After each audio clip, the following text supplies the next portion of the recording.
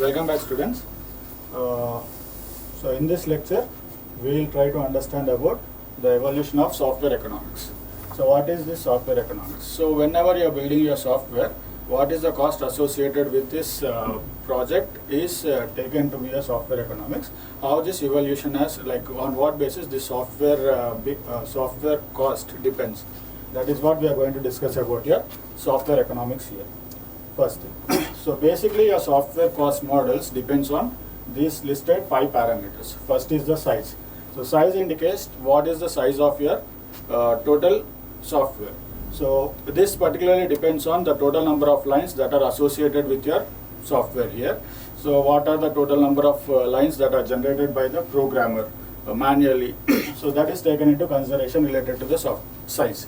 So as the size of your total number of lines increases, it can be estimated that the cost of your software model also increases. Second, we go with your process. So process deals with which type of process you are going to use in order to design your software.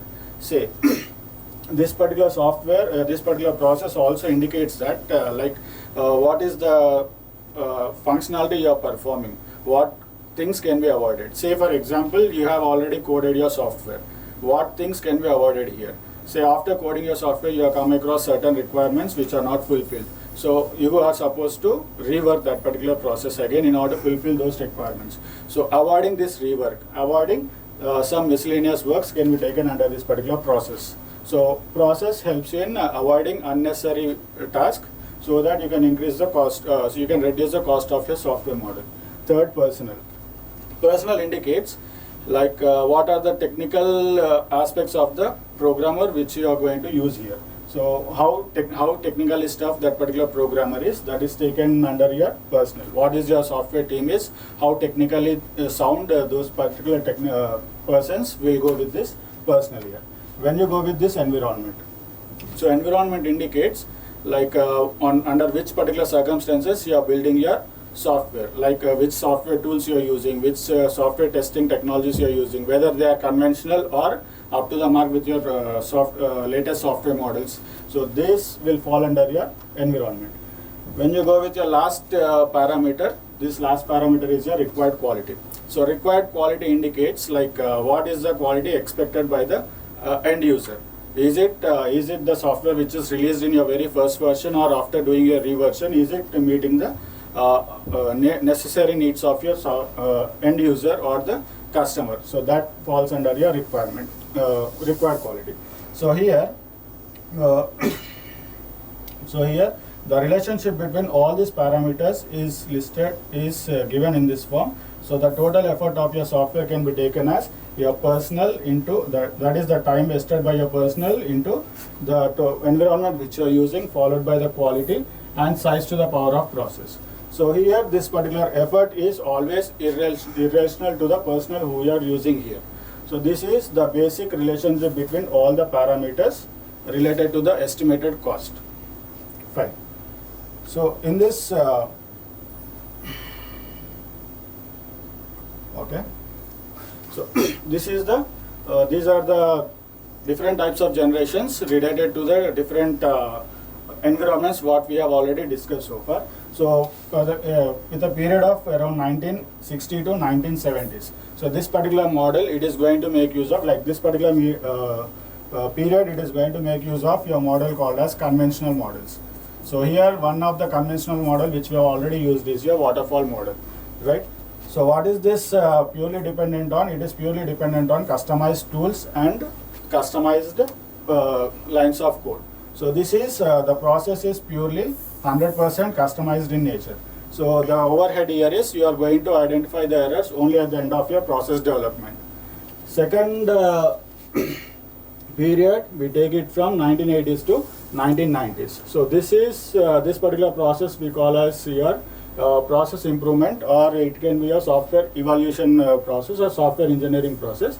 So here you are here you have used a 100% conventional model, but when you go with this, here you are going to make use of 30% of your component based models, that is predefined models, and you are going to make use of in this particular period, they have used around 70% of customized models. So here the process is going to make use of repeatable models here. Like once at every iteration, your process is going to recheck and perform your activities.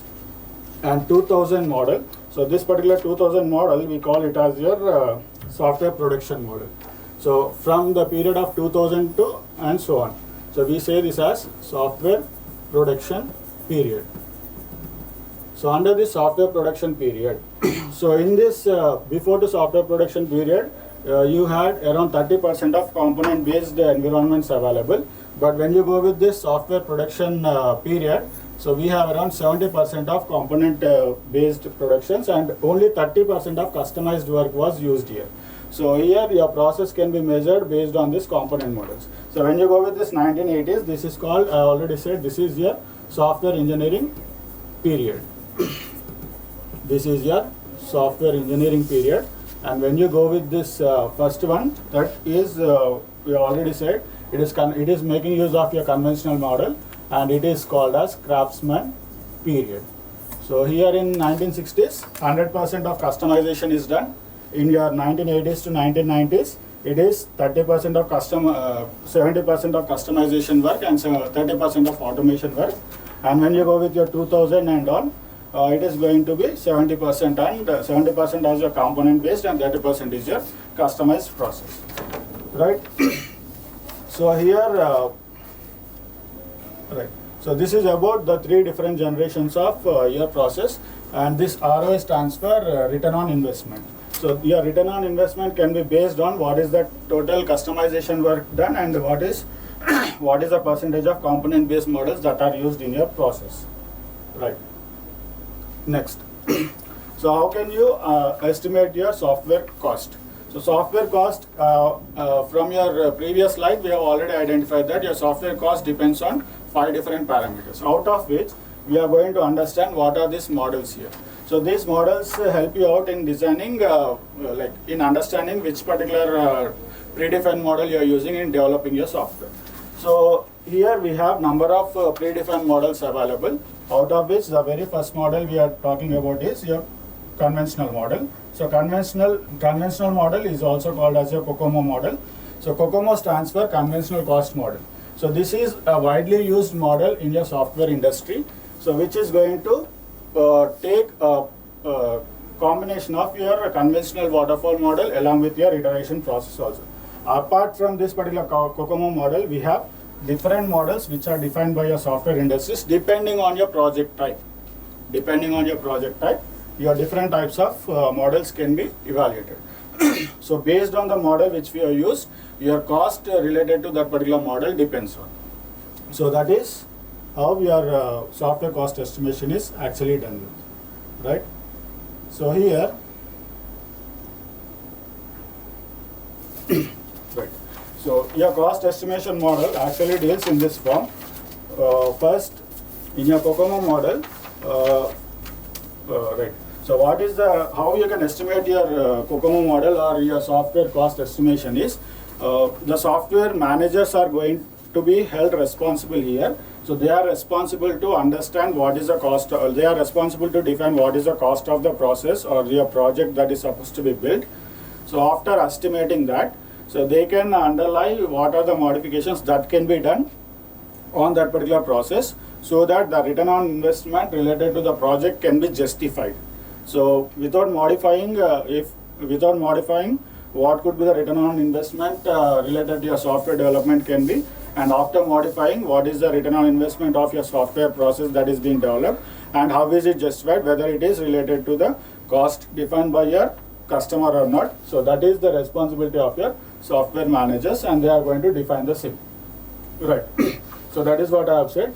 So first, your software managers, like in this software cost estimation, all these set of people are going to work, your software managers, your software architect managers, development managers, and assessment managers. So all these managers are responsible to underlie what is the total cost estimated related to your software process, right? So after estimating the initial software cost, right? So they are going to understand, or they are going to define what are the different cost models that they are going to make use of. Like software manager is assume that your software manager is available. So your software manager is going to understand whether they are supposed to use only customized tools or whether they are going to use your built-in tools here. Automation is supposed to be done or your customization is supposed to be done is defined by your software manager. When you go with this architect, he is going to build a basic model related to the requirements defined by your software manager, and this development manager is going to start developing, and the next assessment manager is also going to define which particular assessment tools they are going to use. So after defining them, they are going to understand, like they are going to underline what is the cost associated with the different types of tools they are going to make use throughout your process development. And this cost, say for example, it is costing around $X mark, right? Now this particular cost is justified, is mapped with what is the cost related to your project here. So here the mapping with your project, if the software managers, like managers related to your software development, if they come across any modifications are supposed to be done, then they are going to make those modifications and estimate the final cost. This particular estimation finally deals with your risk. These managers are also responsible to understand the risks that are available in your software development. So these are the basic software practices that are used when you go with your software development process. Thank you.